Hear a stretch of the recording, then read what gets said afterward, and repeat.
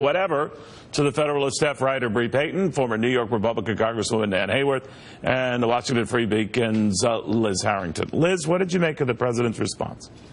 Well, I think you're right, and as he took this opportunity to attack one of his favorite targets, NBC's been very critical of his administration. So when they're having a bad news day, I think he takes the opportunity to beat them up over their coverage of him. But I think this story for NBC is particularly bad when you think about NBC and Andy Lack over there. They were the ones that killed the Ronan Farrow New Yorker that he eventually took to the New Yorker story on Harvey Weinstein to begin with. They had the story, didn't decide to run it, and look now it's come all the way back to hit them for their sexual harassment culture at their network. So I think it's a good opportunity to attack the network when you look at their leadership and how they've handled these allegations and the story about Weinstein, and now that it's hitting Matt Lauer. It is tempting to do that and to tweet about it, to Liz's point, Bree, but I'm wondering whether, as President of the United States, it's even necessary.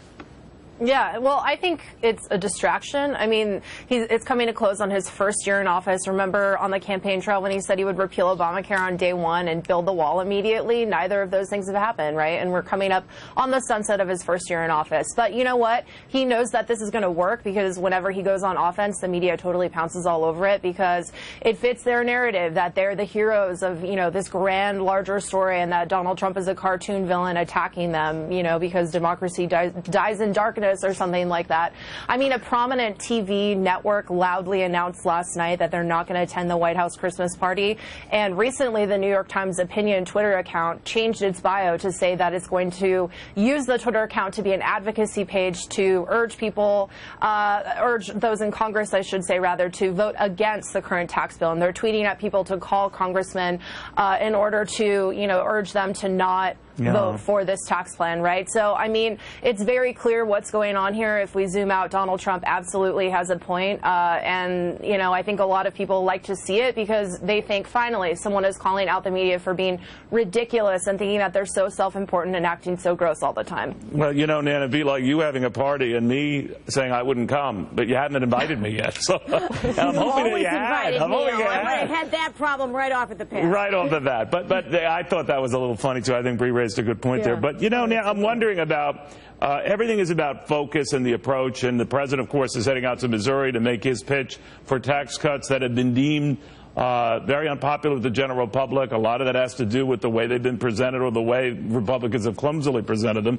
Probably a little bit of both. But do you think you're getting sidetracked on these other issues for whatever good they do to sort of spread the, you know, the controversial wealth around on sex scandals and the like, that it just doesn't serve the president well? Well, I think Bree has an excellent point about the president's taking on the media. The media have stepped all over themselves with apparently having harbored and tolerated within their midst some apparently validated claims of and charges and allegations of very bad behavior. So the media are at this moment in no place, if you will, to judge the president. And I think the president is going to capitalize on that. I would agree completely. Well, do you mean that by that, does that mean that they would be less inclined to go after the president now, because they'd say, particularly on these kind of issues, harassment or you know, sexual issues, that look, we have problems in our backyard, so we're less inclined to go after the president for what's going on in his? I wouldn't necessarily say that, unless the president, look, has a long history, we know, with NBC. So when he mentions certain things about NBC, it does have a certain ring of truth about it. You know, he probably does know where some of these scandals are buried. But more to the point about the president's approach, you know, whenever he denigrates the media, he'll get a lot of sympathy from the folks he needs to be front and center with him in the public to support his legislative agenda, because there is so much feeling in the country, that's why he was elected, that it's the media, the mainstream media especially, the elites, against us. And they have feet of clay, as the president and all of us are now learning, and the president is emphasizing. So I don't think it hurts him at all. Liz, does this make any difference at all in whether tax cuts happen or not? I don't You notice think so. how everything comes. I'm such a nerdy, self-absorbed person. I think everything comes back to those tax cuts. What do you make of that? I don't think it affects tax cuts at all. I think Trump attacks the media because it's an easy target, and anytime he does this, the media always overreaches in their reaction. I mean, are you saying we're thin-skinned?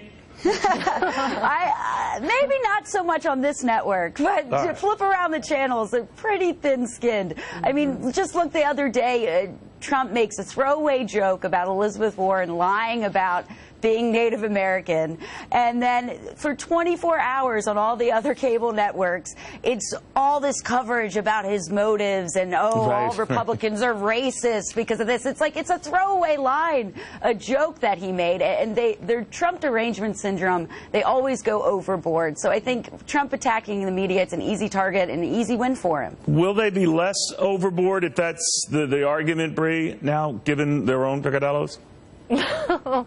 No, I don't think so. I don't think so at all. You know, and I think that, I mean, you know what I think about tax reform, right, since you want to talk about that. Yes, indeed. I don't think it's going to happen because Republicans have proven themselves to be completely worthless and unable to do anything. So I think it's not going to work. And I think we all know that, right? And I think media knows that, too, and Donald Trump knows that, too, and that's why he's going on the offense at the media, because it's everyone's favorite punching bag. All right. Bree, I'm not going to your party, so there. All right, done. It's not happening. Well, you're not invited. So yeah, all right. Well, it takes one to know one. All right, guys, thank you very much. That